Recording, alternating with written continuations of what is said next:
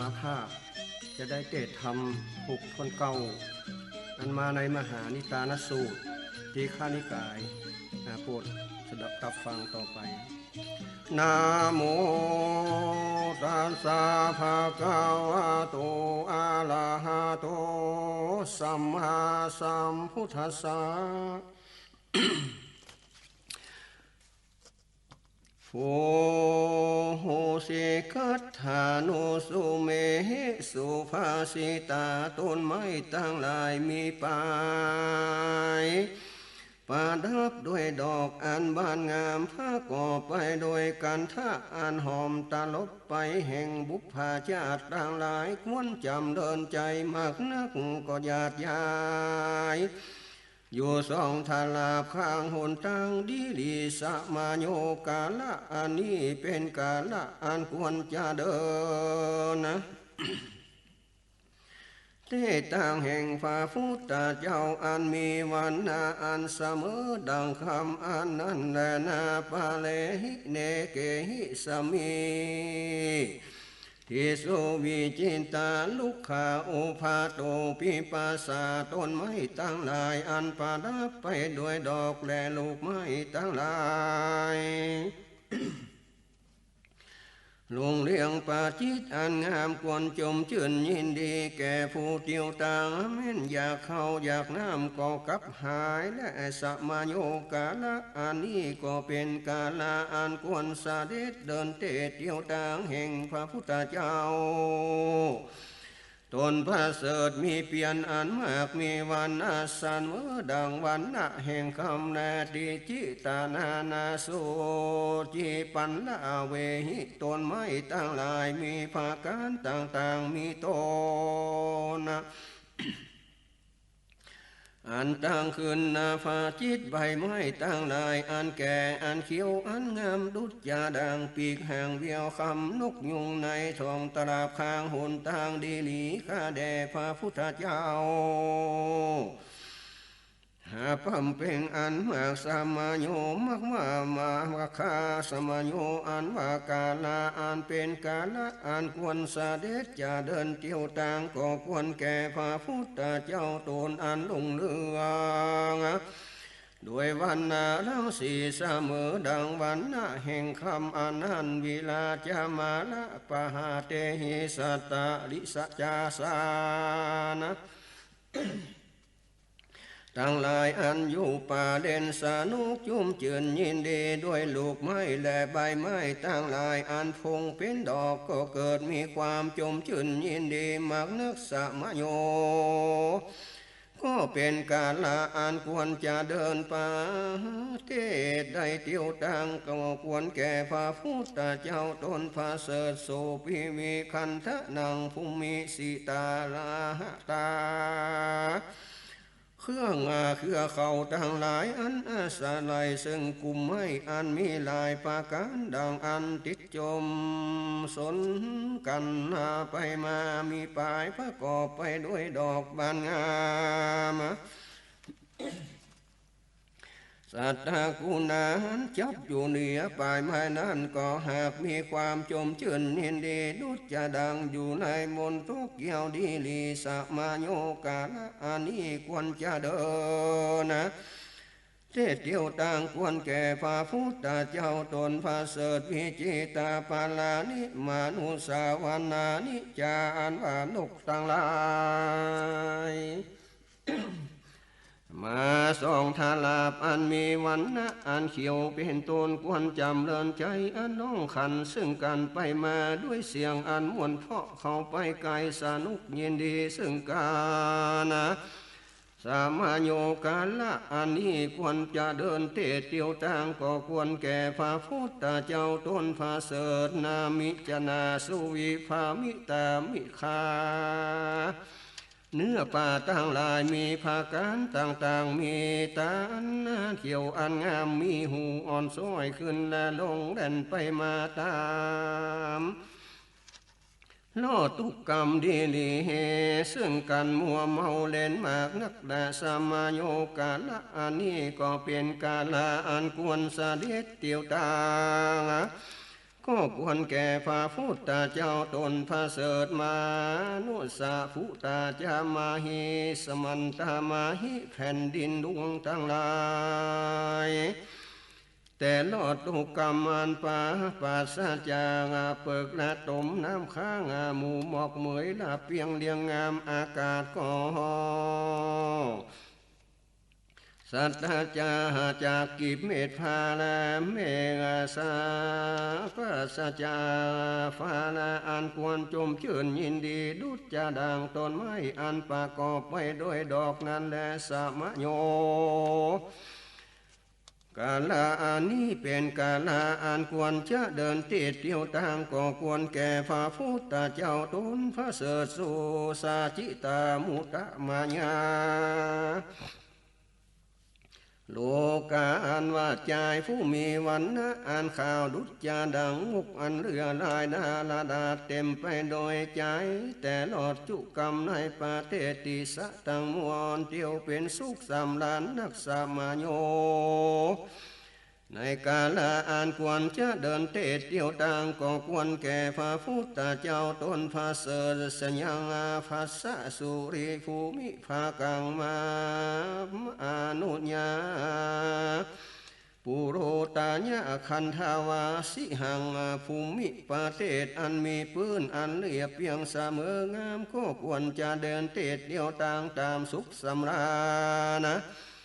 ตลบไปด้วยกันทาจารลดดวงดอกทั้งหลายหากอบปวนควรจมชื่นยินดีมากนักสมาโยกาละอันนี้ก็เป็นกาละอันควรจะเดินเทศเที่ยวต่างก็ควรแก่พระพุทธเจ้าตนพระเสริฐสุสาวิสาอินตาปานะมังปะวานังป่าไม้อันเต็มไปด้วยดอกไม้ทั้งหลายต่างๆอันมีภาจิตอันงามประกอบไปด้วยดอกไม้ต่างหลายมีกันทะอันหอมตลบไปด้วยดอกอันควรลาเมาเอาใจจมชื่นยินดีมากนักดุจจาดังนันตะวาอุทญานะเทวโลกสมาเยกาละอันนั้นเป็นกาละอันควรจะเดินเที่ยวต่างก็ควรแก่พระพุทธเจ้าตนพระเสริฐสลาวิชิหิตาวิทามโนลามาสลาโบคาลานีทั้งหลายอันแต่งแปลงดีนักมีภาการต่างๆบัวละมวลปั่มเพ่งเต็มไปด้วยน้ำอันใสงาม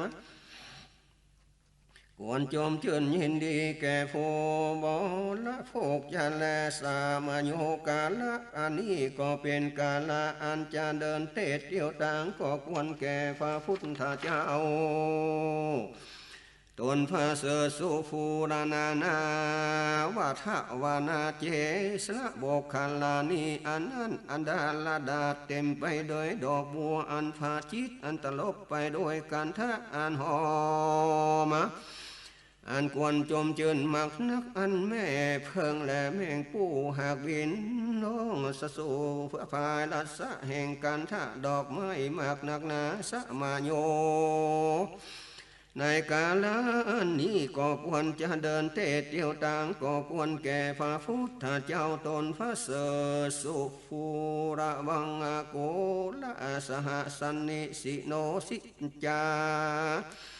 ชาติคือว่านกต่างหลายอันมาหอมจมชื่นยินดีเล่นไปไม่อันเป็นดอกอันบานงามสนุกจนชื่นยินดีกับโดยนกต่างหลายอันเป็นเมียเป็นผัว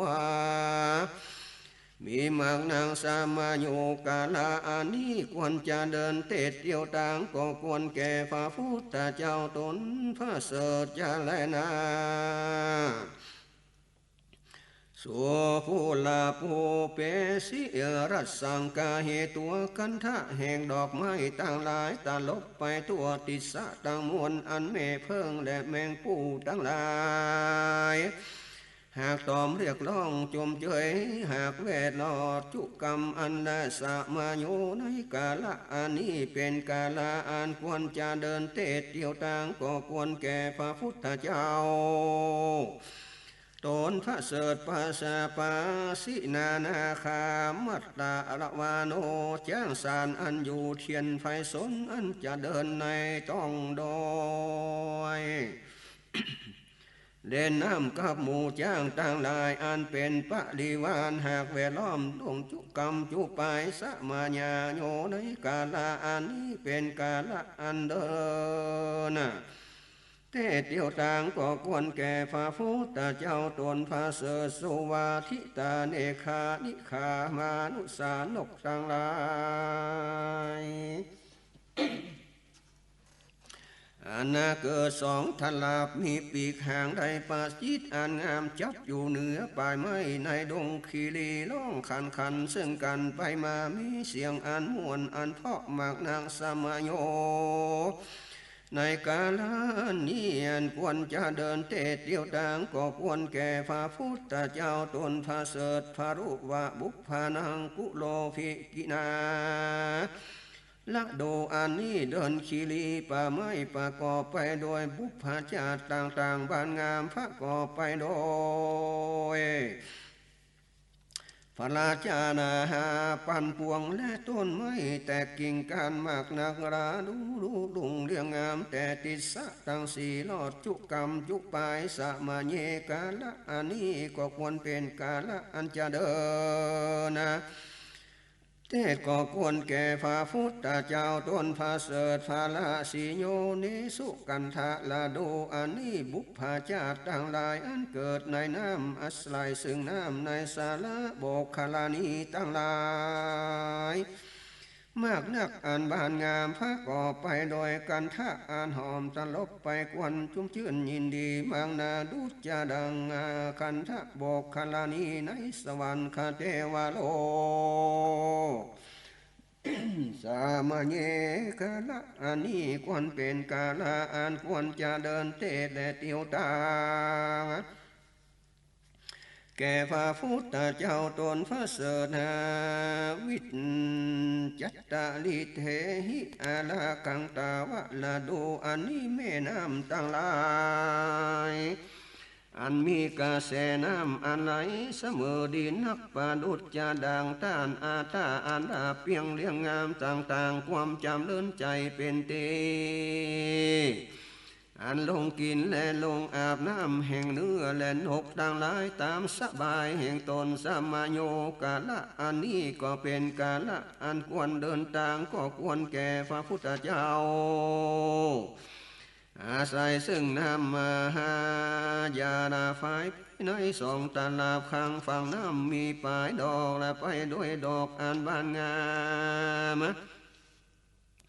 สามาโยอันนี้เป็นกาลาอันควรจะเดินเตะเตียวต่างก็ควรแก่พระพุทธเจ้าตนพระเสดสุกันธนามูตุมาสหากินนาวิจิตตังป่าไม้อันนาเกียนเต็มไปด้วยป่าไม้ตั้งหลายต่างๆอันนาสลายซึ่งน้ำก็มีพระกอบไปโดยดอกไม่มีกันทาวันจมเชิญยินดีพระจิตอันบานงามดุจาดังนันทวานุญาณจิตอาดาดาในนาดาวันสวรรคเทวโลสามาโยในกาละอันนี้ก็เป็นกาละอันควรจะเดินเตะเตียวต่างก็ควรแก่พระพุทธเจ้าตนพระเสดสปานันตานาสุวิอานุปันนาละโดอันนี้เป็นกาละอันควรปินดิบาตจะเดินบัวละสุดบัวละมวลโดยโภชนะอาหารต่างหลายต่างๆในคามอนิโคมราชาธานีตั้งหลายจุดาวต่างได้โดยอันง่ายจะแลสามาโยกาละอันนี้ก็เป็นกาละอันควรจะเดินทางก็ควรแก่พระพุทธเจ้าตนพระเสดมีสุนทากันทาเกคูเนหิยุตตาคนต่างหลายอันมากอันอยู่ในขามานิคมราชธานีตั้งหลายที่นั้นประกอบไปโดยต ปัสสะทะสัทธาภาปาอันนาปาทานหญิงนักมักไข่ไวพาพุทธเจ้าตนเป็นธรรมราชาประกอบด้วยวิสุทธิสินลาจติโกนะอันพระเสริฐลำเลิศนักและสัมมาโยกาละอันนี้ก็ควรเป็นกาละจะเดินเตะเที่ยวต่างก็ควรแก่พระพุทธเจ้าตนพระเสริฐวิจิตตลามาสุโภคัลลาโยละโดอันนี้ส่วนดอกไม้อันนี้ก็บัวละมวนโดยต้นไม้ต่างหลายต่างๆเป็นดอกอันบานงามสละโบกคันลานีอันดาสะเต็มไปด้วยดอกบัวต่างหลายต่างๆมีรสอันหวานและหอมจำเริญในเงาลากและบัวต่างหลายพุงนั้นมางนางสะมาโยกาละอันนี้ควรเป็นกาละอันเดินเตะเที่ยวต่างควรแก่พระพุทธเจ้าตนพระเสริฐโลดโดอันนี้แผ่นดินตั้งมวลอันละเพียงหลอดทุกกรรมมาทุกปลายบัวละมวลด้วยกันทะญาติต่างหลายต่างๆเป็นดังคนต่างหลายหากแต่งแปลงผ้าดับผ้าดาไว้ในวันจุวันคืนและสมาโยกาละอันนี้เป็นกาละอันควรจะเดินเตะเที่ยวต่างก็ควรแก่พระพุทธเจ้าตนพระเสริฐสัพพะฟังสาขันธปาปูปารัสสะคันธะแห่งบุพภาชาติทั้งหลายอันเป็นดอกจอบละโดก็ตลบไปตัวติดตั้งมวลควรละเมาเอาใจอันมากนักสมาโยกาละอันนี้ก็เป็นกาละอันควรจะเดินเตะเที่ยวต่างก็ควรแก่พระพุทธเจ้าตนพระเสนาสุสันทญาสโยจนาโยจะเนสขามะนิขมาลาทลานีทั้งหลายมีในประเทศพามานและโยจานะเป็นบัวละมวนด้วยคนตั้งหลายมักนักเป็นบ้านที่อันควรจำเริญใจได้เข้าง่ายด้วยปิ่นนิบาตง่ายจะและสมาโยเป็นกาละอันควรจะเดินเตะเที่ยวต่างและวิลิตานะมาตุมาสัมนานาปันดิตาลัตตนาอันนี้ควรอุญาณอันประดับไปด้วยดอกไม้ต่างหลายดอกไม้อันบานงามประกอบไปโดยกินกันถ้าอ่านหวมควรจำเดินใจมากนักจะแลสมาโยกาละอันนี้ควรเป็นกาละจะเดินเตะเที่ยวต่างก็ควรแก่พระพุทธเจ้าจนพระเสริฐเนสิตาลาวาตามุนตาสิตาลาตาสาธุโลโปละโดอันนี้อากาศโลกอันนี้เป็นอันสว่างอาโสถ้าการปัสสะจากพาและเมฆติดสะต่างมวลก็ดูรุ่งเรียงงามจุกรรมจุปายมีลมและอันอุ่นหักพัดวีอยู่สุขสบายสามาโยกาละอันนี้ควรเป็นกาละจะเดินเตะเที่ยวต่างก็ควรแก่พระพุทธเจ้าตนพระเสริฐปเทระโทนุคาโนโมโนธาเมทาวะละโดอันนี้หนต่างเป็นปาริสุทธิ์ฝุ่นฝุ่งทุลีบ่ฟุ้งคืนเหตุฝุ่นเมื่อยเมฆย้อยตกลงมาสาลอยเมื่อกลางคืนกลางวันสุริยาฟ้าอาทิตย์ก็บ่ร้อนนัก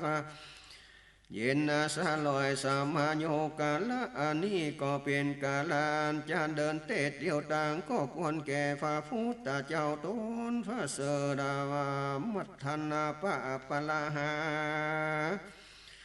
มาตาสังฆาละโดอันเนื้อขาน้องต่างหลายเตียนยอมเล่นยินดีกับด้วยหมู่แม่เนื้อต่างหลายจะเดินไปในติสะต่างมวลแด่สามาโยกาละละโดอันนี้เป็นกาละอันควรจะเดินเตะแก ก่พระพุทธเจ้าวานาสนิอาละอาสิสัตตะนิยังระโดอันนี้ป่าไม้มีวันนะอันเขียวอันงามดุจจะดังเมฆอันเขียววันละเมาเอาใจจมชื่นยินดีแก่ผู้เล็งหันด้วยตาสมาโยกาละเป็นกาละอันควรเตือนเตเตียวต่างควรแก่พระพุทธเจ้ามาหิมาเหสิสามาละกังตาวะลาโดอานี้แผ่นดินตั้งโมนะเป็นอันลาบอันเปียงงามที่สะตางมวลก็ดูดงเรียงงามดุจจะดังแสงประดับไว้นั่นสามาโยกาละอันนี้ควรเป็นจะเดินนะแก่พระพุทธเจ้าต้นพระเสดกันทัพพระวิจาธาลานีกาสังอันจะเดินนะละโดอันนี้กันนาทาปะติพญาธรและกินนาริกินนาลอนตั้งหลายหันขับฟ้อนเล่นด้วยลาบบำตั้งหลายม่วนเพาะจะเดินไปเอี่ยวเล่นในไฟสนอันใหญ่จมชื่นยินดีมากนักจะมาโยกาละอันนี้ควรเป็นกาละอันจะเดินเตะเตียวต่างก็ควรแก่พระพุทธเจ้ากิเลสาสังขาฟิตาปะเกหิปาในอันเป็นอาดัมอาสมมาทิพย์โดยที่อยู่วิหารเสเนสนาอันสังหัดปุกาละต่างหลายฟุงอันกวนเก่ากวนเข้าและเพื่อตมคือหมู่กิเลสาปะปะธรรมต่างหลายตาลงตับมาปะศีละกุลหากเตียนยอมเสพอยู่แสวงอยู่ตรงเมื่อและสมาโยกาละอันนี้ควรเป็นกาละอันควรจะเดินเตะเตียวต่างควรแก่พระพุทธเจ้าตนพระเสดสามีทินานามาลิเนปันธนาภูกาละตั้งหลายมีพาโยจนะโดยอัตตปะศีละอันบริสุทธิ์นาบ่คุณบ่มัวกัวเก่าโดยอาคุศลธรรมเตียนยอมยังสามีที่ภาละคือภาละแห่งกุศลบุญกรรมมีอันรักษาศีลและหือตานเป็นโตนะมีใจอันจมชื่นยินดีซึ่งปฏิปาติแห่งตนอันแรกก็เตียนยอมจำเดินอย่างความจมชื่นยินดีซึ่งปิติปาติแห่งตนนะ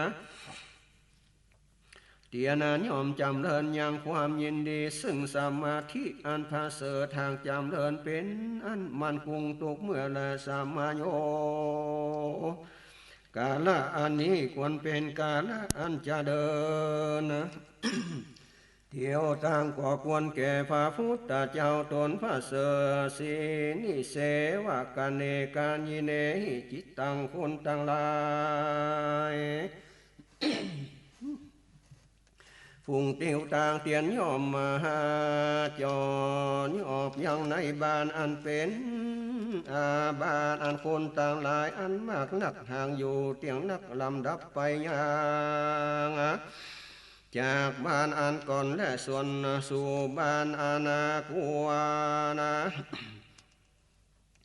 อันนาข้าวและหวานก็มีเที่ยงทุกเมื่อและสมาโยกาละอันนี้เป็นกาละอันควรจะเดินเตะเที่ยวต่างก็ควรแก่พระพุทธเจ้าตนพระเสดปุสิจิญา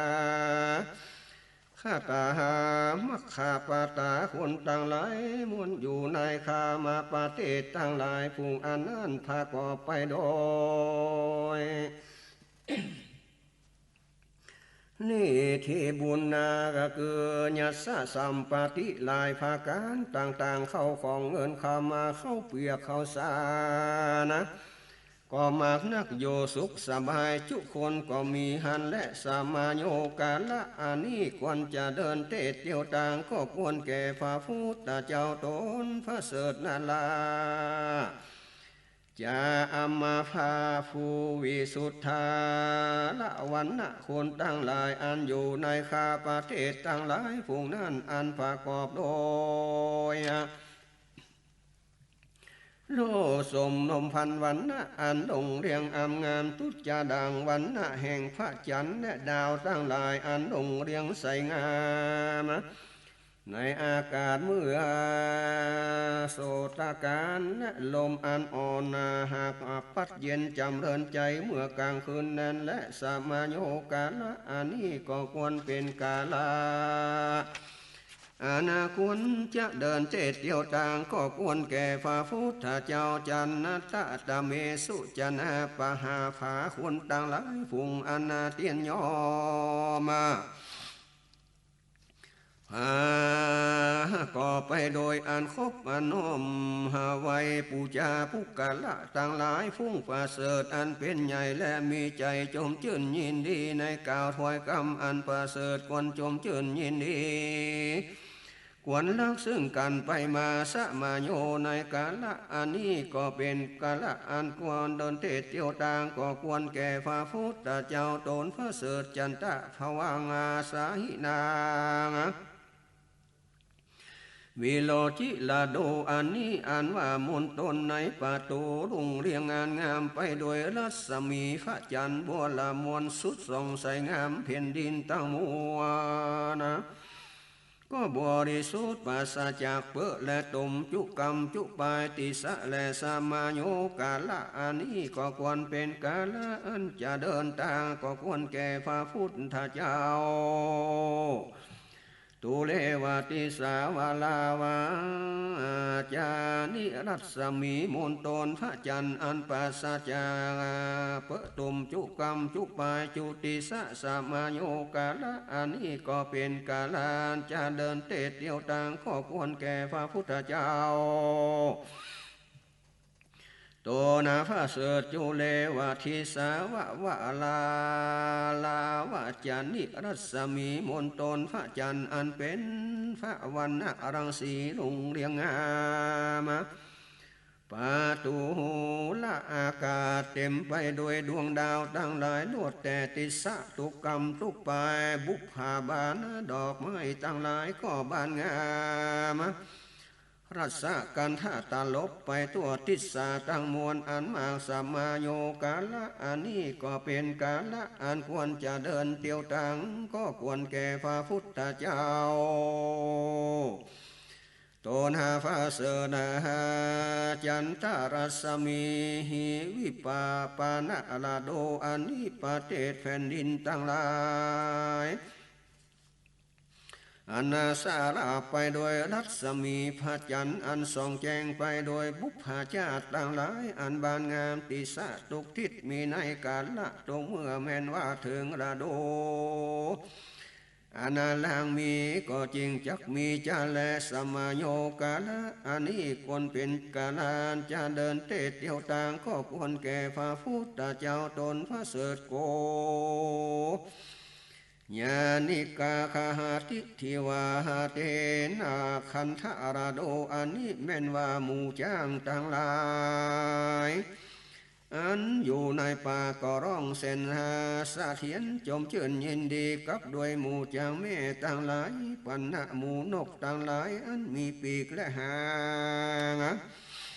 อาณาปาจิตอันงามก็ร้องมีเสียงอันม่วนอันเพาะในประเทศป่าใหญ่ควรจมชื่นยินดีมักนักสามาโยกาละอันนี้ก็เป็นกาลานควรจะเดินเตะเตียวตางควรแก่พระเจ้าตนอันพระเสดปัญญาสปังปาวิปัจเนปะมานะปะละประเทศบ้านเมืองต่างมวลอันสมนิธิมัวละมวลโดยโพจนะสัมปติเงินข้ามเข้าของบอลละโภกและเครื่องยองของประดับอันมากอันบังเกิดความยินดีสุขสำราญใจแก่คนต่างหลายละดูตั้งมวลอันควรจะเดินเตะเตียวตางผู้กาละต่างหลายอันตันลงเนกขมะสี่ประการคือภิกขุและภิกขุณีสามเณรและสามเณรี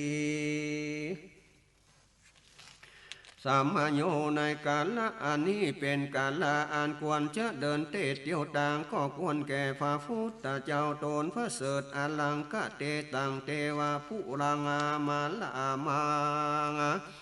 ส่วนอันว่ามหากันทะอันประเสริฐชื่อว่ากัมปีลาวัตถุอันประดับไปโดยต้านเต้าพระกานั้นดูงามควรจุนชื่นยินดีบัวละมัวนะเสมอดังทิพปสัมปติในเมืองจันทร์ฟ้าและอุดรคุณที่นั่นสมดิธีโดยโภคสัมปติจูเนียงจุภากานะสัมมาโยกาละอันนี้ก็ควรเป็นกาละอันเดินเตเตียวต่างก็มีแก่พระพุทธเจ้าต้นพระเสริฐมานะสุปตาละวิจิตรปังมหานะคลาเวียงอันชื่อว่ากัมปีลาวัตถุอนานะอาณามัวละมวลเต็มไปโดยต้านเต้าภาการและปันทะคือว่าภาจิตเต็มไปโดยดอกมัวและดอกป้านและจังก่อนทิพย์บานงามดูดาจาดังนันทะโบคาลานีในสวรรค์คาเทวโลกวันจมชื่นยินดีมักนักสมาโยกาละอันนี้ก็เป็นกาลานควรจะเดินเตเตียวตางก็ควรแก่พระพุทธเจ้าสุโธธาเนมุนิวาลังภวิตัสสะนาญะส่วนอันว่าสุโธธานะมหาลาจากาสัตอันเป็นพระราชปิตาแห่งพระพุทธเจ้ามักไขไว้พระพุทธเจ้าตนเป็นมหามุนีด้วยจิตตปัสสะตะสัทธาสีเนหาสามโยกาลาอันนี้ก็เป็นกาลานจะเดินเตเตียวต่างก็ควรแก่พระพุทธเจ้าตนพระเสริฐเนปาคตาสติติเนวาวาจังสุโธธนะมหาลาจากษัตริย์ตนนั้นพีละบ่ได้หันบ่ได้ประสบพบพระพุทธเจ้าดังอานะก็ได้ปากด้านเจียนจาผาสไลกับโดยพระพุทธเจ้าตนพระเสริฐตนเป็นโอรสบุตรแห่งตนนั้นก็ได้อนาปาวลาโศกทุกข์ก็เปิงว่าจะเกิดมีมากนักผู้ขาต่างหลายก็พาธนาเพียขออาราธนาพระพุทธเจ้ามีมหากรุณาอย่างพระเจ้าสุโธทนะมหาลาตนพระเสริฐอันมีวิปโยคทุกอานะบ่ได้พระศพพบบ่ได้หันพระพุทธเจ้าตนพระเสริฐหาครอบงามหือสวงหายหือมีความจมเจินยินดีหือหายโศกทุกข์เตสัมมาโยกาละอันนี้ก็เป็นกาลานควรจะเดินนะก็ควรแก่พระพุทธเจ้าตนพระเสริฐตังตสาเนนะอัปภาติปิติอรสีส่วนอันว่าพญาสีสุทโธมหาราชกษัตริย์ตนเป็นนาลาธิปติในกัมพีละวัตถุราชธานีอันมีกุลวิเศษแก่พระพุทธเจ้าโดยอันเป็นนะจานากะปิตานั้นจงเฮมีความจมชื่นปิติยินดีรังสีอันเกิดสลาบเต็มเหตุอันใดประสบพบหันพระพุทธเจ้าตนพระเสริฐเตสมาโยกาละอันนี้ก็ควรเป็นกาละอันจะเดินทางควรแก่พระพุทธเจ้า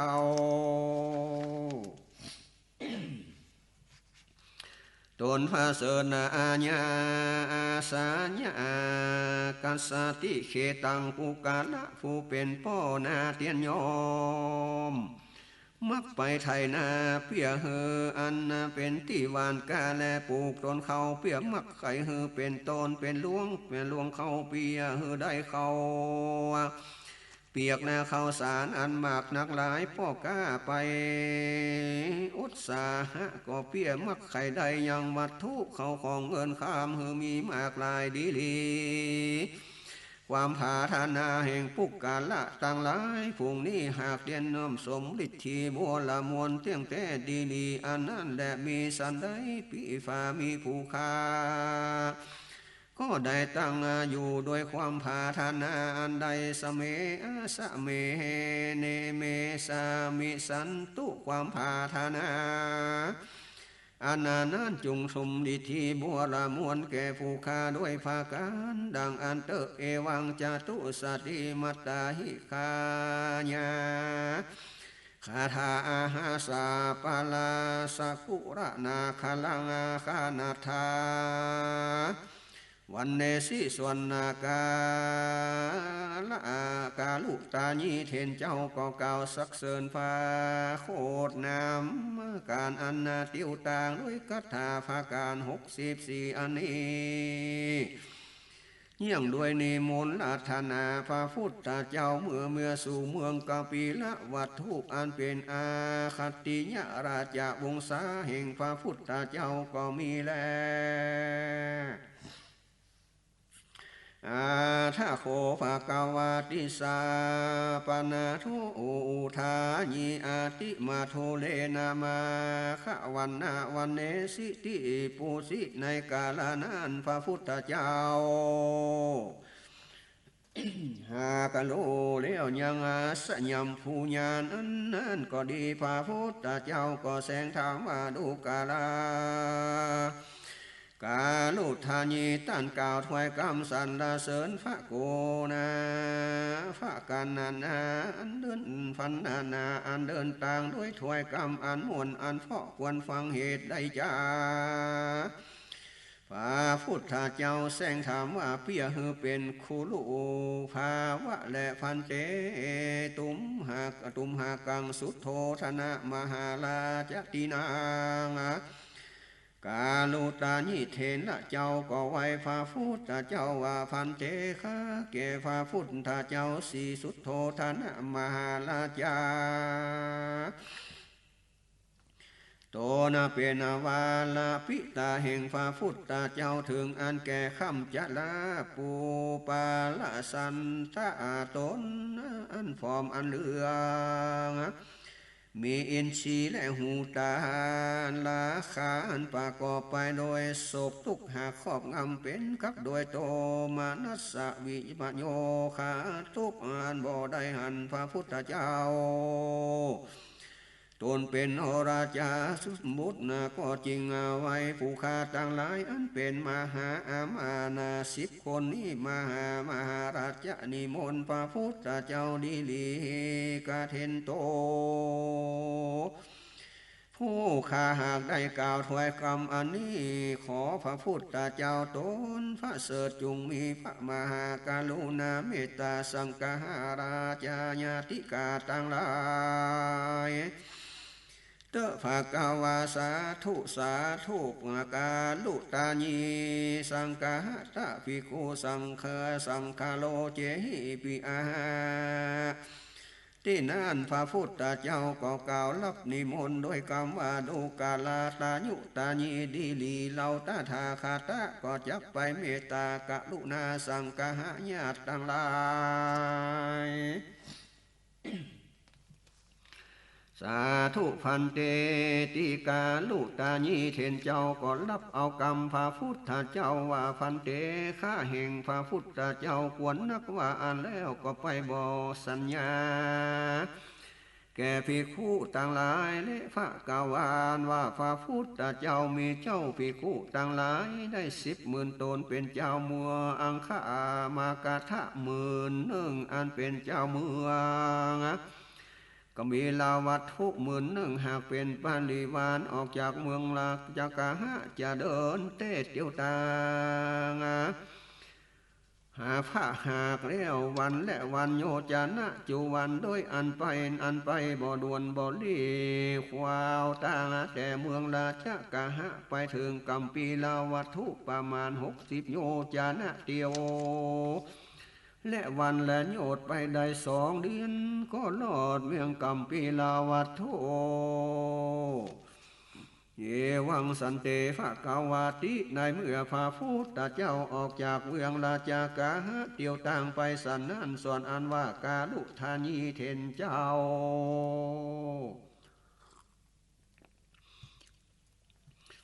ก็ไปโดยลวงอากาศยามเมื่อเจ้าไปสู่ราชมนเทียนสีสุทโธธนะมหาราชโดยใส่ใจว่าอาโลเจสามีคู่จักบอกกล่าวสัญญา แก่สุดโทฐานะมหาราชาหือรู้สภาวะอันพระพุทธเจ้าปราศจากราคะก็มาแล้วนี่เตอะว่าอาณาไปหลอดแล้วก็ลงพากฏในปราสาทราชมนเตียนแห่งพญาสีสุดโทฐานะมหาราชกษัตริย์หันและราชาพญาสีสุดโทฐานะมหากษัตริย์หันมหาการุตานีเทนเจ้ามาปรากฏสานานก็มีใจชมชื่นยินดีมากนักก็นิมนต์มหาเทนเจ้าหือนั่งเหนืออาสนะที่กวนแล้วก็ตกแต่งข้าวน้ำโภชนะอาหารนะอันมีลดลายภาการปั้มเป่งเต็มไปในบาทก็น้อมหือแก่มหาเทนเจ้าหันและมหาเทโลวันว่ามหาเทนเจ้าก็รับเอาเข้าปิณนิบาตอันนั้นก็สำแดงอาการนั้นบ่สันเขาปิณนิบาตดีนั้นแหละจักเอาเขาปิณนิบาตนั้นไปดังอาลาจะสิโธธนะมหาราชกษัตริย์ก็กล่าวว่าเจ้าผู้บ่สันเขาในที่นี้ลือจาเจ้ากูจุงสันเขาในที่นี้เตอะมหาเทนเจ้ากล่าวว่าเราจักเอาเข้าปิณนิบาตอันนี้เมื่อฮือพระพุทธเจ้าสันก่อนเราสันไปดูนจะแลนามหากษัตริย์กล่าวว่าพระพุทธเจ้ายังอยู่ที่ใดจามหาเถรเจ้ากล่าวว่าพระพุทธเจ้ามีภิกขุตั้งหลายอรหันตาตั้งหลายได้10,000 นาตนเป็นปาลิวานได้จากเมืองราชกาหะในวันนั้นเมื่อเจ้าจักมาถึงประเทศที่นี้เพื่อจักมาเมตตาสังฆายังญาติกาต่างหลายมีมหาราชเป็นประธานลีมหาเทนเจ้ากล่าวดังเนราชบุตรมาโสหุตตัวสีสุดโตธนามหากษัตริย์อันบังเกิดความจมชื่นยินดีก็กล่าวเจ้ากูจุงสันเขาปิณนิบาตอันนี้ก่อนเตอะกันว่าสันเขาแล้วจุงนำเอาเขาปิณนิบาตอันใหม่เมื่อฮือแก่พระพุทธเจ้าสันเตอะเจ้ากูจุงมาจำเอายังเข้าปิณนิบาตแห่งข้าเมื่อฮือพระพุทธเจ้าสันโดยนิยมสันนิโจวันตลาพระพุทธเจ้ามาหลอดเมืองตีนี้เตอะว่าดังอันเทโลอาทิวาเสสิมหาเถรเจ้าก่อนรับนิมนต์แห่งพญาเทโลมหาเถรเจ้าก็สันเขาปิณนิบาตอันพญาอังคารเนี่ยพญาก็เฮจำระบาทบริสุทธิ์ดีแล้วก็เฮอบวนไปโดยกันทะของหอมแล้วก็ปั้มเป่งไปโดยเขาปิณนิบาตโภชนะอาหารนะอันปานีต่างๆเฮแก่มหาเถรเจ้าโดยกรรมว่าเจ้ากูจุงเอาเขาปิณนิบาตแห่งข้าเมื่อเฮแก่พระพุทธเจ้าสันเตเทโลอาณาสิปีขีดตัวในเมื่อคนต่างหลายต่างมวลมีพระญาสีสุดโทธนะกษัตริย์เป็นประธานก็ย่อมเร่งหันโดยพระมหาเถรเจ้าก็หาขว้างเข้าอาณานั้นไปในอากาศแล้วส่วนว่าตนก็สยองไปในอากาศตามเข้าอันนั้นไปหลอดแล้วก็น้อมเข้าอันนั้นคือแก่พระพุทธเจ้าพระกาวาพระพุทธเจ้าก็สันเข้าปิณนิบาตอันแล้วเอเตนุปาเยเทโลส่วนอันว่าพระมหาเถรเจ้าเตียนย่อมไปกล่าวสัญญาแก่สุดโทธนะมหาราชในวันนี้พระพุทธเจ้าได้โยจนะหนึ่งมาลอดประเทศที่อันมีชื่อดังนี้แล้วว่าดังอันก็เอาเขาปิณนิบาตแห่งสีสุดโทธนะมหาราชอันเป็นราชาปิตาแห่งพระพุทธเจ้าสันโดยนิยมดังนี้จุวันพระกาวาพระพุทธเจ้าก็รับโดยความต่างมาไกลมาลอดก่อเตียนยอมสันเข้าปิณนิบาตแห่งสีสุดโทธนะแห่งตนจุวันเทโลปิแม่นว่ามหา กะลุธานีเทนเจ้าอันเตียนย่อมบอกกล่าวเฮโลวาสันนีพระพุทธเจ้ามาลอดตีนี้มีชื่อดังนี้และว่าดังอันเปียเฮบังเกิดศรัทธาปะสาทาอันเนื่องโดยพุทธาคุณเป็นอารมณ์แก่อาจารญาติกาตั้งมวลนั้นไปได้หันบ่บรมองค์พระพุทธเจ้าได้ยินปาวาติข่าวสารจุวันก็เฮบังเกิดจิตตะปาสาทานิสีนิหายินดีแก่ญาติกาและข้ากุลวงศาตั้งหลายก็มีแลเตนะเหตุดังอันพระกาวานว่าพระพุทธเจ้าก็ตั้งเอตตะคาลาหานานดอนในที่อันจำเริญปาสาตะสัทธายินดีแก่ญาติข้ากุลวงศานั้นแก่มหาตาลุตานีเทนเจ้าว่าเอตาคัตถังภิกขเวมะสาวกานังกุลปาสาตนานังกาลุตานีดังนี้ภิกขเวดูลาภิกขุตังยายนิติตังมาวายังอีตังยางอันว่าสภาวะอันนี้หือจำเดินยาสะ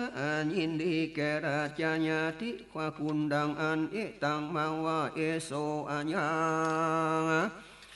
อันว่าสภาวะอันจำเริญกุศลปัสสะตะสัตตาอันภิกขุทั้งหลายหือจำเริญกุลปัสสะทากาโนทานีก็ภิกขะภิกขุตนนั้นจือกาลุทานีเป็นโตนะก็หือจำเริญปัสสะตะความยินดีแก่ราชญาติกาคากุลอาคังมาวาบาลิโยนิคำมิตัวในเมื่อพระพุทธเจ้าฮือลาสาตานะแก่มหากาลุตานีเทนเจ้าดังอันส่วนว่ารัศมี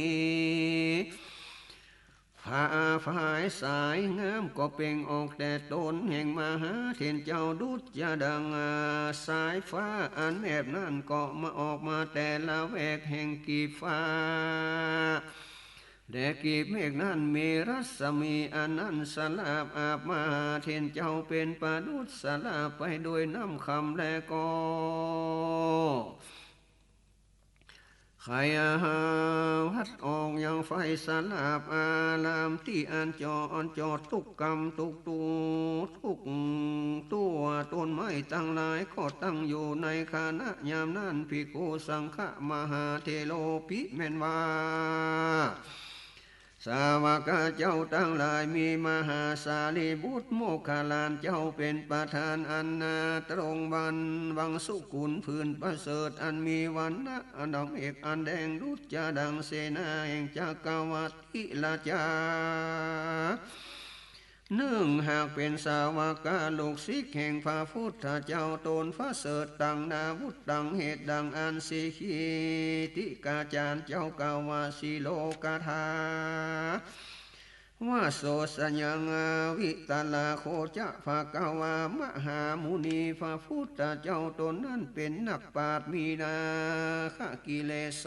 หากปัสสจากแล้วโดยโตนะและภิกขุสังฆาทั้งหลายอันมีราคะที่กิเลสหากได้ปัสสจากติลีคือตามคำสอนพระพุทธเจ้าหากเป็นปาริวานะ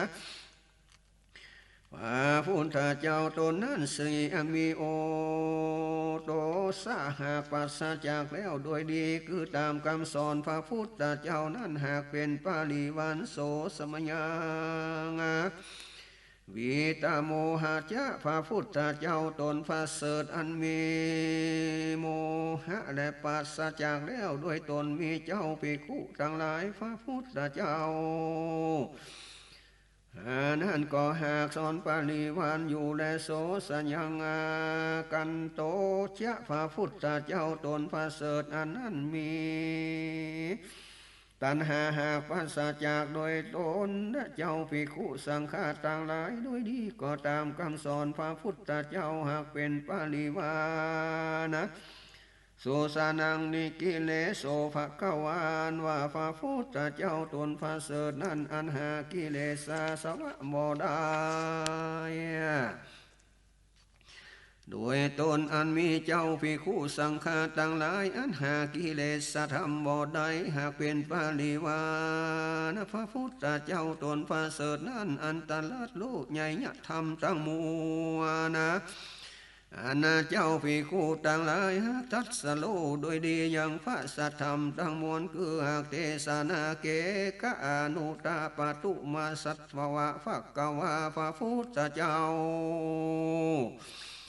ตนประเสริฐดูรุ่งเรืองงามมักนักอันมีเจ้าภิกขุสังฆาต่างหลายพร้อมกันเป็นปาริวา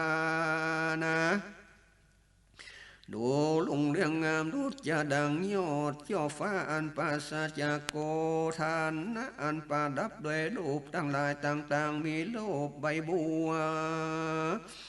และดอกบัวเป็นต้นหากเป็นปาริวานมีไก่สนจะสีมูนุ่มทั้งหลายหากเป็นประธานหากเป็นปาริวานดุจงามนักและผีและมีดังอานะเป็นดังจ้างสตันนาถ้าอันเป็นพญาแก่จ้างทั้งหลายอันมากนักหากเป็นปาริวานดูงามและผีบ่มีเป็นดังราชาหงอาณามีหงทั้งหลาย90,000 ตัวหากเป็นปาริวานดูงามนักดีลีและมีดังอันเป็นดังจักรวรรดิราชาเตสาราชาทั้งหลายหากแวดล้อมเป็นปาริวานดูงามผีบ่มีเป็นดังอันเป็นดังอินตาธิปติลานมีเทวบุตรเทวดาหนุ่มเทวดาทั้งหลายหากแวดล้อมเป็นปาริวานดูงามนะ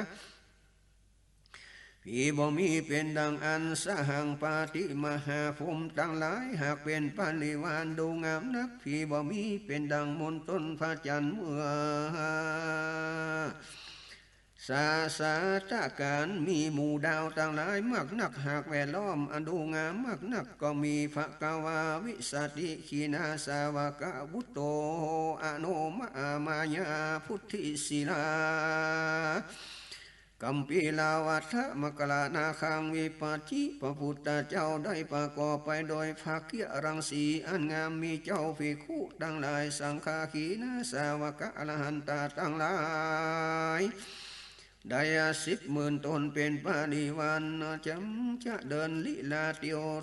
ยวทางไปสู่เมืองกัมปีละวัตถุนครนะพุทธาลีลาสีวิลาศอันประเสริฐบ่มีผู้จับเปรียบเทียมได้ละคือองค์สันตลาตนพระพุทธเจ้าเครื่องไปบนเป็นดอกอันนาสัพพันนะรังสีเสมอดังวันนะแห่งคามาขาหัวทุงพุ่งขึ้นไปบนพระมาน80 ศอกโลฟ้อมไปสานงามนักแลสิทธิกามโย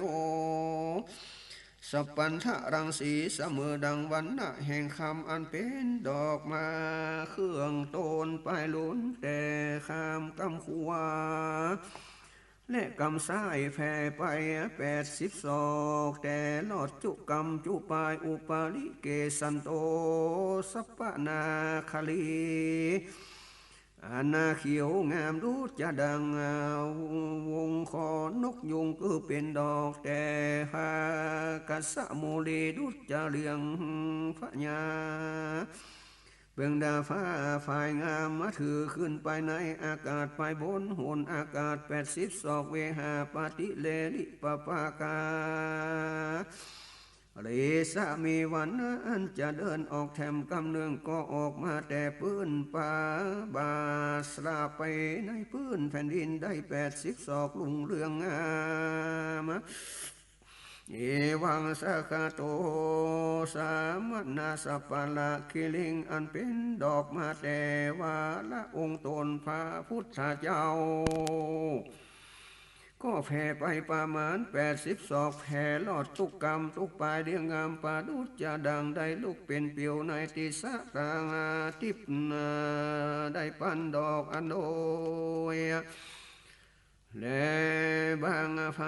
ฟ้าที่คำนั้นพี่บ่มีเป็นดังสายฟ้าแมบส่องออกแต่ละแวกกีบฟ้าเมฆอันใหญ่ขึ้นมาแต่ติสะตั้งมวลสีนั้นก็มีอาภูโตนาอปัญญูนะกามปัสสะตติงมหาปุรีวาลาองค์ตนพระพุทธเจ้าบัวละมวลไปโดยมหาปุริสลักษณะ32อานิปาญูนะ80ตัตนามีสันไดพระวันนะรัศมีก็เป่งออกพามาน62แต่ลอดจุกรรมเรียงงามดูจะดังอากาศอันลุ่งเรียงงามโดยมนต์โสภาจันทร์และดวงดาวต่างหลายอย่างสัพพันธ์รังสีมนตกพระจันทร์อันนั้นได้32ดวงและมนตนสุริยาทิพย์32ดวงรัศมีพญาอินทราและเทวราช32ตนนะรัศมีแห่งมหาภูมิทั้งหลาย32ตนเป็นปาริวารกวนอัศจรรย์มากนักพระกวานว่าพระพุทธเจ้าเป็นโพธิสัตว์สร้างโพธิสมภารมีปริจากตานได้หือเป็นตาเลี้ยวลักขิตะศีลังมิศีลปาลามีได้รักษาแล้วกาตัณญาลานธรรมมีสุจริตกรรมเป็นธรรมอันดีคือเป็นธรรมแห่งสัพพุริสะหากได้ปำเพ็งแล้วอันภากอบไปโดยปาละมี30ตัดก็หือปาปฏิปาลามี10ศีลปาลามี10ศีลปัตนามัฏฐปาลามีเสียงกาละอันได้สีอสงไขยไปแสนมหากัปแต่พาลาปาลากัปมาถึงอาตภาวาสุดนานสวยดังนี้ก็หือพละวิบากอันเป็นอุตตามานา7พละคือว่าสมาธิสมาปฏิธรรมเป็นต้นเป็นเนคขาพละหลอดไปในอาตภาวะอันเดียวนี้แลประดุจจะดังเครื่องคำอันคนหากนำเอามาโดยอาณาญาบอันปันก็ปลอมใส่ในยานเกียนเล่มนั้นแล้วเป็นประดุจจะดังเครื่องคำมาอนาคตหากเอานำมาโดยญาณและเขียนปั้นเล่มมาใส่ในสะเปาเล่มเดียวเล่มหนึ่งนั้นยัถาอนันต์และมีสันไดมหาจนาคุณต่างหลายมากนักก่อนยกขึ้นยังปฏิเจ้าอันมานั่งปูจาไปก่อนพระพุทธเจ้าเป็นอันรุ่งเรืองงามพุทธลีลาศีวิลาศแห่งพระพุทธเจ้าก็เป็นดังอันและปุปปาจาติอันว่าดอกทั้งหลายคือว่าดอกสุมาณะทั้งหลายเหินและดอกมาลิและดอกอุบลขาวอุบลเขียวและดอกบัวทั้งหลายและดอกฝักตบมาขาวทั้งหลายเป็นต้นก็พากอบไปโดยกันทะอันหอมยิ่งนักอันคุณทั้งหลายหากเอานำมาปูจาปาดุจจะดังหาฝนจาและนาเสียงโตลิญะนนตีตั้งหลายสี่จำพวกอันคนหากทรงเสพก็ดีอันคนตั้งหลายหากสรรเสริญยกย่อกรรมอันหนึ่งพระพุทธกูนะธรรมกุลสังฆกุลก็เกิดมีเป็นเสียงอันมิ่งนั่งใหญ่ขึ้นแผ่นดินไปตัวติดตั้งมวลก็เกิดโดยนี่สันสตะภาละแห่งปาลมีธรรมอันพระพุทธเจ้าได้ปำเพ็งเสียงกาละอันสีอสงไขยไปแสนมหากัปมาลอดคืออัตตภาวะอันเดียวกันนั้นอันสุดอันจ้อยนี้จัลนาเอวังปัฏฐาก็อุปมาปั๊มไปโดยอัตถภกวากาสาวาปาลีอุโตในกาลานั้นพระพุทธเจ้าอันมีภิกขุอรหันตาต่างหลายได้หมื่นตนเป็นปาลิวานะก็มาสู่เมืองกัมพีลาวัตถุราชธานีโดยศรีวิราชพุทธลีลาอันลงเรียงงามบ่มีผู้กาละผู้ใดจะเปรียบปรามใดยาสะสลีโสภาเกียอันบริสุทธิ์ บ่มีผู้กันลาผู้จักบุญปานอาทะในเมื่อพระพุทธเจ้าจักไก่หลอดยาตีตาลาจะลาจะมากษัตริย์ทั้งหลายก็พร้อมกันเจียนจากันว่ามะยังเล่าทั้งหลายได้หันเจ้าสีทาราชกุมารตนพระเสดเป็นราชธิกาแห่งเราทั้งหลายแล้วเจ้าสีทาราชกุมารตนนี้มีบุญสมปานะมีเจ้าภิกขุเป็นปาริวานมากลายได้10,000 ตนจะแลเราทั้งหลายจักพิจารณาแต่งแปลงฐานะที่ดีให้เป็นสันทานะที่อยู่สำลานแห่งสิทธากุมารอยู่สำลานนี้จันแลก็แขวดกฎหมายว่าดังนี้อันว่าอารามคือว่าส่วนอุญานแห่งนิโกทาปาราชกุมารนะเป็นอาลามานิปาหานะอันควรชมเชิญยินดีเป็นวิจาตะอาละนะที่อนัสงัดจากกุศลปัญหาทั้งมวลนิลีที่นั่นควรจะแลว่าอันแล้วก็พร้อมกันพิจารณาที่นั่นแต่งแปลงกันทะกูดีวิหารเสนาสนะทั้งมวลโบราณมวลแล้วก็เจียนจาซึ่งกันว่าสีตันตะพละกุมารโลส่วนอันว่าเจ้าสีธาตุกุมารมีไว้อันหนุ่มกว่าเราทั้งหลายผู้เป็นโลกเป็นหลานแห่งเราเป็นน้องเป็นอาวแห่งเราดีๆเรามีไว้อันแก่บอกวันไว้ผู้มีไว้อันอันหนุ่มกว่าตนเราดังนี้หากเป็นจารีตประเพณีโลกดีลีเมื่อเราไปตอนรับแล้วบอกไว้ดังอันอาสิเลโกสัพภาวะอานานินตาติเตียนแห่งโลกทั้งหลายเจ้าปัญญาเมืองกัมพีลาวัตถุอันเจริญบ่มีศรัทธาบ่ไว้พระพุทธเจ้าอันจาก็จักมีแก่เราทั้งหลายจะและจักใหญ่ยะสันใดดีจาว่าดังอานะเมื่อนั้นเอกเจเท้าพญาทั้งหลายล่างฟ้องก็มีความตะลิขนิ่งหากหัวละมวลก็กล่าวว่าดูกาลาเท้าพญาทั้งหลายเราทั้งหลายควรโน้ยังอุบายอันใดอันหนึ่งอันชอบอันควรเปเสโสมาเราทั้งหลายควรใจหือไปยังเด็กน้อยทั้งหลายอันเป็นโลกเป็นหลานแห่งเราไปก่อนหน้าเราตั้งหลายและเราตั้งหลายเนี่ยไปหลังเด็กน้อยตั้งหลายในเมื่อเด็กน้อยตั้งหลายไปก่อนหน้าไปไว้อยู่ดังอันเราตั้งหลายไปแล้วก็บอกไว้ก็นั่งอยู่ไปหลังเด็กน้อยตั้งหลายอันจะแลโดยมณทิฏฐิหากเป็นปากติสภาวะแห่งศาสกัญญาลาตั้งหลายสัพเพสาติกาเท้าพญาสักญาลาต่างหลายทั้งมวลมีสมานะสันพร้อมกันเป็นกรรมอันเดียวนั้นแล้วก็แต่งแปลงประดับประดาลังขามากาในที่พมานโยชนะหนึ่งหือลาบหือเปียงดีปลูกดอกดวงต่างหลาย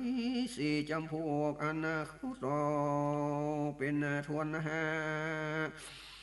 แล้วก็ประดับประดากุมารกุมาลีโลกปัปปจาในเมืองต่างหลายดีและประดับประดาอย่างราชกุมารกุมาลีตั้งมัวนะก็หือถือเอาเครื่องสักการะปูชาดอกไม้กันทะบุภาเตียนเจ้าตรงโดยคำว่าตุมเหสุตันต่างหลายจุงไปก่อนหน้าตูต่างหลายจงไว้และปูชายังพระพุทธเจ้าจงเป็นญัสสะปริวานนำเอาพระพุทธเจ้ามาสู่ข้างฝั่งน้ำโลหินีเตวะอันเตกุมาลาส่วนหันว่ากุมาลีตั้งหลายเป็นโลกเจ้าเมืองไปก่อนหน้าแล้วฟุงเป็นเจียราชวงศ์ก็ไปโดยลำดับแด่อาเตลามโนในเมื่อฮือลาจากกุมารกุมาลีตั้งหลายไปแล้วดองอันส่วนตนเต้าพญามหากษัตริย์ตั้งมวลมีสีสุดโทธนะมหาราชเป็นประธานะ ก็แต่งกวดเพียวสำระนิโคทาสกาสัญญาลาเพียงอันดีแล้วก็หือติงแปลงแปลงยังปราสาทยุกาลามานะแล้วจมกลมที่อยู่เมื่อวันและเมื่อคืนตั้งมวลจุอันแล้วเลียลายพายบุพภาชาติสี่จำพวกมีเขาตอกเป็นโตนะแล้วก็ประดับไปโดยนาดีปิมดานะคาด้วยดาวเงินและดาวคำมาปีดานไม้ตั้งหลายห้วยย้อยประดับแถมดอกไม้ตั้งหลายลอดจุกำจุปลายอันเกี่ยวไปโดยผ้ากังประดับมาปกมากาสัตนามัวนาฟอมฟอมแล้วด้วยคำอันมากนักตั้งไว้ฟ้าอุบน้ำจังไหลไปโดยดอกอุบลและดอกบ้านและจังก่อนนี้ละบนและดอกตั้งหลายอันมากนักงาหยาดใหญ่โดยต้นกล้วยต้นอ้อยตุต่อจอน้อยและตุงใจก็มีทั้งหลายอันดูรุ่งเรืองงามจมชื่นยินดีปาดุจจะดังนันทวานุญาณในส่วนเทวโลกก็มีแลในเมื่อกระทำกิจจัดการอันแต่งแปลงผดับผดาเก้าสกากะอุญาณที่นั่นบัวละมวลแล้วดังอันส่วนสากญาลาดกษัตริย์ดังหลายมีสีสุโธธนะมหาราชเป็นตนเป็นประธานาโออาภาลตนาร่างการจุตนก็ไปตอนไปรับพระพุทธเจ้าพระกวาหันว่าพระพุทธเจ้าตนมีภาเกียอันงามมีข้าหาราชกุมมาลีตั้งหลายในเมืองสากญาราชเป็นราชโอญาติกาเวล้อมเป็นปาลิวานดูรุ่งเรืองงามมักนักก็มาโดยพุทธลีลาก็มาหลอดมาถึงยังฝั่งแม่น้ำโลหินีอาทาเตสากายาลาจาโนเมื่อนั้นสากายาลาดมากษัตริย์ทั้งหลายก็หือแต่งแปลงพวกเรือขนาดใหญ่กว่าตั้งไว้ยังมนดกในต่ำกลางและห้วยย้อยไปโดยเที่ยวดอกไม้และเสกสัตว์ทั้งหลายจอดตุงทั้งหลายมักนักแต่งไว้ยังวาละบัลลังก์การแท่นอันประเสริฐเสมออาสนะอันประดับดีไว้ในตามกลางมนตกก็นิมนต์พระพุทธเจ้าเข้าสู่เรือนที่นั่งอาวละโอละลังการอันมีสีสดสดีตาปะขาวาพระพุทธเจ้าเป็นตนอันประกอบไปโดยมหาการุณาก็นั่งเหนือวละวลังการอันประเสริฐสัพเพอันว่าภิกขุทั้งหลายสังฆาขีนาสาวกะอรหันตาทั้งหลายก็ขึ้นไปสู่ระดับเรียนอันดูงามรุ่งเรืองดุจจะดังรัศมีสุริยะอาทิตย์อันออกมาจากแสงดวงสวงเรียมใสไปเข้ายุกันทอนเมื่อพระสักอุปนาการเป็นอันนำมายังความจมชื่นยินดีแก่เทวะและมนุษย์กันนาต่างหลายพุงพากอบไปโดยตาอันเล่งหันแล้วส่วนว่ามนุษย์สกะนานากันทัปานาต่างหลายมีมือถือสัตว์นาจอตงยุแล้วคาออมน้ำมันอันเต็มไปโดยดอกไม้กันทะต่างหลายเตียนามาปูจาพระพุทธเจ้าแอดเป็นปาริวานะพระกวานว่าพระพุทธเจ้าตนพระเสดอันเกิดในราชคกุลมหากษัตริย์ในเมืองกัมพีลาวัตถุมีพมานว่าได้84,000ก็มีและราชมหากษัตริย์ทั้งหลายนั่นที่ในเมืองเทวทาโกริยะนาครก็ดีละจะอามาตกษัตริย์ทั้งหลายในเมืองกัมพีลาวัตถุเนรัญชละราชนาครก็ดีอันมาผสมกำจุมนุมกันในที่นั้นก็บังเกิดจิตตปัสสาทา อาณาเลี่ยมใสยินดีก็กล่าวประสังโฆมานะสรรเสริญกูพุทธกูลมากาถาด้วยกรรมมาปากใจก็นำเอาปวงมาเรียนพาข้านาเรียนพระพุทธเจ้าว่านแม่น้ำโรหินีมาถึงแล้วนิมนต์พระพุทธเจ้าเสด็จออกจากเรียนนาดาษแล้วอัตเนรูปสิทธิเสสันตะพระพุทธเจ้าอันจักสำแดงอย่างสีฟ้าเกื้อองค์ตนเพียหือจำเริญภาษาทะแก่ราชาบุตรทั้งหลายวิเศษกิสางก็เบ่งสัพพันนะรังสีอันลงเรียงงามก็สาเดชออกจากเรียนโดยพุทธลีลาองค์อาจลุกจะดังไกสอนราชสีตัวอนุมมาจากธรรมกูหาคำนั้นจะและพระกาวาพระพุทธเจ้าอันมีภิกขุเป็นปาริวานะอันมนุษย์สัตว์เทวานาคาตั้งหลายนะก็มาหลอดมาถึงนิโคทลานิสิทธิพระก็นั่งอยู่เหนือวาระพุทธอาสนะอันพระลาหันตาเจ้าตั้งหลายอันได้10,000 ตนนั้นหากนั่งโดยลำดับเป็นปาริวานก็มีตถาตาสุโธธนามหาลาปามุขาสากัญญาลาโนมานาจาติกานามาสันโทตถาปิอาสิกัญจภาวานมาสมานาเมื่อดังอันส่วนอันว่าคาติญาราชกษัตริย์ทั้งหลายมวลมีสีสุดโทธนะมหากษัตริย์เป็นประธานะก็มานะกาดางแข่งด้วยมานะอันใหญ่ว่าตนมีวัยอันแก่บอกวันวัยผู้มีวัยอันหนุ่มกว่าตนดังอันก็อยู่และอาวันนิเตในคาติญาราชญาติกาทั้งหลายมีปากาติมานะอันกาดางแข่งโดยจ้าใส่ใจว่าเจ้าสิทธัตถะราชกุมารหากเป็นลูกเป็นหลานแห่งเรามีวัยอันหนุ่มกว่าเราบอกวันเราไว้และว่าดังอันนวดบอกไว้พระพุทธเจ้าก็นั่งอยู่ไปลางกุมารีตั้งหลายถ้าโคภากาวาปัญญาเจคูนิปาติเลตัวตาอุตะเกอาโลเกตัวที่นั่นพระพุทธเจ้าเล็งแล้วปัญจจักขุแหล่งดูยังราชญาติกาทั้งหลายพระพุทธเจ้าก็รู้อัจฉริยะใสแห่งราชญาติกาทั้งหลายอันประกอบไปโดย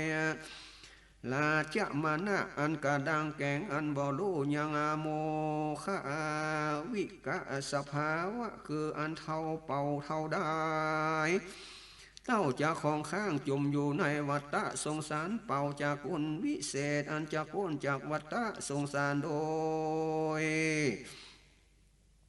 อันมีมานะกาดาจินเตตัวพระก็คนิ่งใจว่าอาหันตากวนพระตาทาคาตาหือราชญาติกาตั้งหลายไว้เตอะพระก็ลำเปิงดังนี้แล้วจริงเขาจะทุทัสสานเป็นปาทกะแก่อภิญญาณออกจากสารนั้นแล้วก็สยองขึ้นสู่อากาศไปโบนะ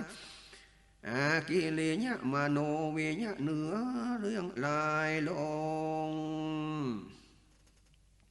ยังฟุงทุลีอันติด8ในบาที่เหยียบทั้งสองหือตกลงเหนือหัวแห่งเต้าพญาตั้งหลายแล้วก็กระทำยังอิทธิดิธีปฏิหาริยะมีต้นว่าบังเกิดยังลำน้ำหือปากฏเป็นคู่กันในแขนตั้งสองกรรมาเสมอดังญามกะปริหายะอนาคาตำในที่ไกลเก้าไม่มัวอันนายสารอุทญาณผู้ชื่อกันทะหากปูจานันและอาทะในกาละนั้นพญาสีสุดโทธนะแหลงหันจริยะเยื่องนั้นแล้ว ก็กล่าวว่าพันเตข้าแห่งเจ้ากูวะตามิในเมื่อเจ้ากูอาณาเมนมต่างหลายหากนำเข้าไปไกลเพียใส่ใจว่าหือไว้ยังราศีตนจือกาละเทวิราศีในวันอันเจ้ากูจริงเกิดมาวันนั้นข้าบ่ข้าก็หันปาตะตีตีนปีหาตั้งสองแห่งเจ้ากูกลับคืนแล้วตั้งอยู่เหนือหัวเจ้าละสีตนนั้นวันนั้นข้าก็ไว้ยังบาทแห่งเจ้าดีลีขี้ยาอันคาไว้ปางนั้นวันนั้นเป็นพระธรรมะก่อนไปนาแต่ไปในปางหนึ่งเราในเมื่อเจ้ากูยังนอนอยู่เหนือที่นอนนะอันมีสีวิกายไตลมไม่โจมปูในวันแรกไถนาเป็นมังกรอันนั้นข้าก็หันยังขี้ยาอันบ่